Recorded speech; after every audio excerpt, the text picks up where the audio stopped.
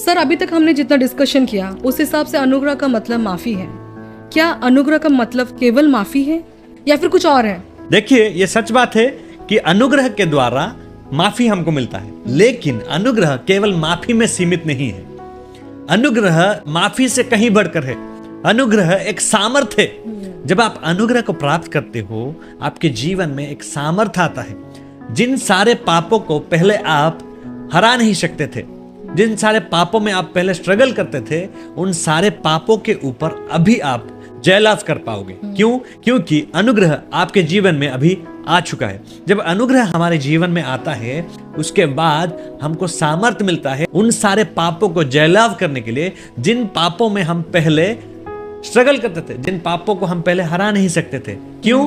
क्योंकि अब यीशु मसीह को हमने अपने हृदय में रिसीव किया है। जो अनुग्रह को रिसीव करता है, यीशु के ऊपर विश्वास करता है, उनके जीवन में यीशु मसीह आते हैं, उनके हृदय में वो वास करते हैं। इसका मतलब यीशु के पास जो सामर्थ्य है, वो सामर्थ्य उनके जीवन में आता है। पहले यीशु नहीं आए थे तो पाप होता था, अभी यीशु आए, हमको पाप से मुक्ति दिया। फिर भी अगर हम पाप में जी रहे हैं, इसका मतलब यीशु का आने का कोई फायदा नहीं हुआ। तो मैं आपको बोलना चाहता हूं, यीशु जो जगत में आया, वो केवल पाप को माफ करने के लिए नहीं आया। जो पाप आप पहले करते थे और जिस पाप के वजह से आप स्ट्रगल करते हो, उन पापों के लिए वो प्राण दिया, वो आपको माफी दिया, वो सही बात है। लेकिन अभी वो ये चाहता है आपके जीवन से कि आप वो पाप फिर से ना करो।